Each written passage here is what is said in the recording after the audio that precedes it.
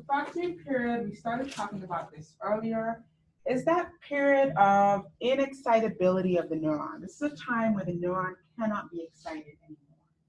It's a brief period. It's divided into two. There's an absolute refractory period and a relative refractory period. The absolute refractory period is going to be shorter and it's going to be sooner, right after the action potential. Okay, and this is due to the sodium channels that are inactive. They're not just closed, but they are inactive. So the inactivation gate here is closed. Okay, that's very important. The closing of those inactivation gates makes it impossible to fire another action potential. These sodium channels are pretty much on lockdown. All right, that's your absolute refractory period. Then there's the relative refractory period, which is after the absolute refractory period, but this is during hyperpolarization. This is due to the potassium channels that are still open. The membrane is still trying to get back to rest, and until it gets back to rest, it's a little bit more difficult to stimulate an action potential. So you can potentially have another depolarizing event during the relative refractory period, but you cannot have one during the absolute refractory period. So each action potential, again, is a separate all or none event. Alrighty? Let's talk about this some more. So the absolute refractory period is all of depolarization and most of repolarization. And this is the time when you cannot fire another action potential because those voltage-gated sodium channels are inactivated or closed. This is usually about 1 to 2 milliseconds, very brief. The relative refractory period is the last part of repolarization and into hyperpolarization. Okay, a second action potential could be generated here, but it would need a much stronger stimulus. Think about how hard it would be to depolarize the membrane from negative 84 millivolts. That's where we are at hyperpolarization. Think about how difficult it would be to depolarize from that negative versus depolarizing from rest, which is negative 70. So we can potentially have a second depolarizing event during the relative refractory period, but it's much more difficult. It's much more difficult. Some of the sodium gates are closed, some are open, and so again, we can potentially depolarize the membrane here, but it's much more difficult. Okay, so let's look at these two questions, which just summarize what we just mentioned. Can an action potential be generated during the absolute refractory period? No, it cannot, right? You just said that. It cannot be generated during the absolute refractory period. What specifically guarantees this? What structure guarantees this? What structure guarantees that we cannot have another action potential in the absolute refractory period? The inactivation gate. Thank you. Perfect. Inactivation gate of the voltage gated sodium channel. Okay. What about during the relative refractory period? Can we have another action potential? We can, right? We absolutely can. Some of those voltage gated sodium channels are open, some are still closed, but some are open. And if we had a stimulus that was strong enough, we could overcome that negative membrane potential and depolarize the membrane. So I got this right. When you say stimulus, like, are you talking like creative potential? Right. Correct. So it depends on the strength of the weighted potential, whether it was positive, negative, and if it was strong enough during the relative refractory period, we could have another depolarizing event. Any other questions? Okay, let's look at question 2. During the absolute refractory period, are the majority of sodium channels open, closed but capable of opening, or closed and incapable of opening? So of those 3 phases of the gates of the sodium channel, what is the status of the gates during the absolute refractory period? What are the gates looking like during the absolute refractory? Perfect. They are closed and incapable of opening. And again, that is guaranteed by the presence of the inactivation gate. questions so far? All right, so we're going to move on to objective 4, and this is really putting it all together and speaking about the propagation of an action potential down the length of an axon, right, down the length of a neuron. This is where we get to really apply what we learned about the action potential and why certain properties that we saw exist. Okay. Okay, so the conduction of nerve impulses happens in one direction down the length of an action potential.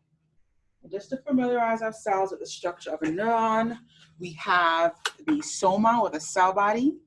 We have the axon hillock, which is sort of the neck of the neuron here. We have the axon, this entire length is the axon, and then we have the axon terminals. And so the direction of the action potential is from the cell body down out to the axon terminals. So it's going to propagate throughout the length of this neuron right down to the axon terminal, and then they propagate to another neuron nearby. So when an action potential occurs at one area on the membrane of a neuron, voltage-gated sodium channels in that area open, and then there's this wave-like transformation of these channels. So the channels will be open in one area, then they'll close. That area will be in its refractory period. The channels of the next area will open, and so on and so forth, and they move along the length of the axon in this wave-like formation. Okay? So the action potential at one location serves as a polarizing stimulus for the next region. So let's really explain what that means. So we have 3 regions of the axon. There is the resting potential region, which is in yellow. This area is not depolarized or stimulated. There's the depolarizing region, which is in blue, and then in red is this repolarization region. Okay? So the action potential is really in blue.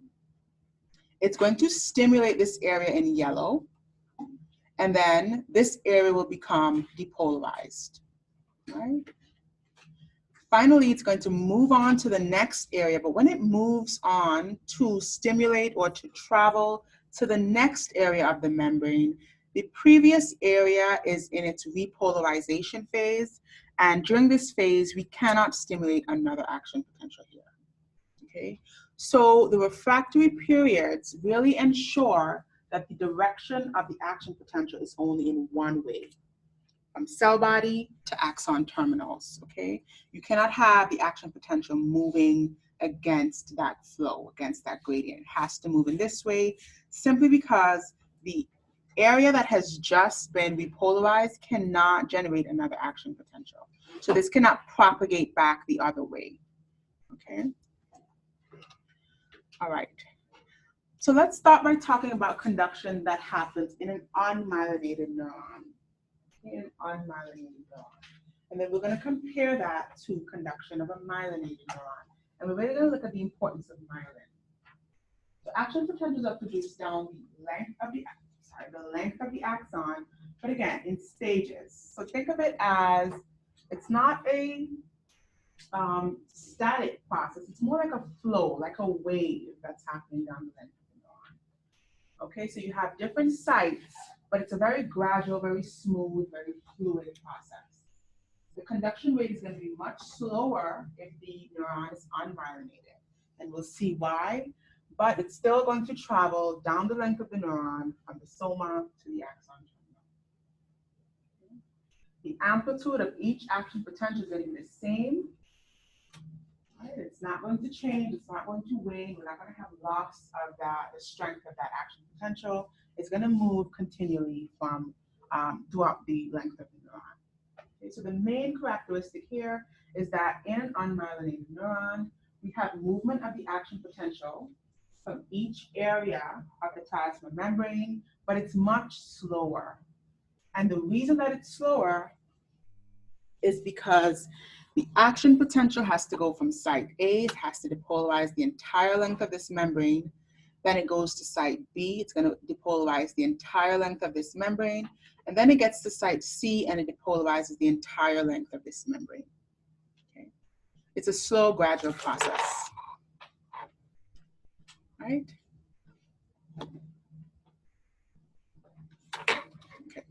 So what we're seeing here is the plasma membrane, the inside of the cell, the outside of the cell, and then this membrane potential, which is the separation of charge. Okay. The action potential starts at site A. It's going to propagate to site B. Site B then becomes depolarized, and site A will be in its refractory state. Okay. It's going to then move to site C, and site B will now be in its refractory state. Okay. And as such, it's going to move down the length of the neuron. Let's talk about conduction in a myelinated neuron. Right? A myelinated neuron. Now, myelin is sort of this insulation that is wrapped around the neuron, and it basically improves the speed of the propagation of the action potential. Okay. So there are these gaps in the myelin that are called nodes of Ranvier. Nodes of Ranvier. So there are areas throughout the length of the axon that are unmyelinated, these little gaps. Right? We can see that there's no myelin sheath in these areas. This red structure is going to be the myelin. So these gaps are areas where there are a concentration of sodium channels. So there's lots of voltage-gated sodium channels in these openings or these gaps where there's no myelin. And so effectively, the action potential is going to jump from one area, one node, to the next, and it's going to propagate in this leaping fashion down the length of the axon. Okay? This is called saltatory conduction. So saltatory conduction is where the action potential is started here. It's going to jump or leap over this myelinated portion to the next unmyelinated portion, and it's now depolarizing here. This region will be in its refractory period. Okay? And it will continue to jump from node to node all the way down the length of the axon. Now bear in mind that in this area where there's myelin, there is no action potential. What's happening here is that the action potential that got to this region is then sort of spread locally around the membrane in this area, and then the action potential is further jumping along. The way I like to think of it is sort of express stops on a train. So if a train is moving along, it's making these express stops. Now let's say at one of these express stops, you can get off and you can take a local stop. So there's enough conduction, there's enough area for the conduction of the action potential throughout this very small region that's already myelinated. Okay?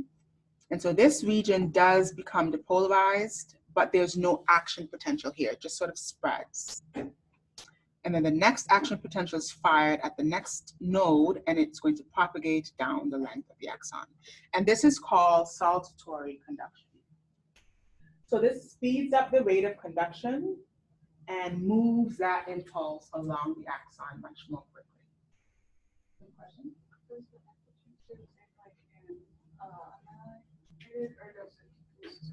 It does decrease, so that's a good question. So the amplitude of the action potential does wane, right? It does wane in this myelinated area, but it's such a short distance that it's just enough to depolarize this part of the membrane. These action potentials do not lose their amplitude from one node to the other. Okay.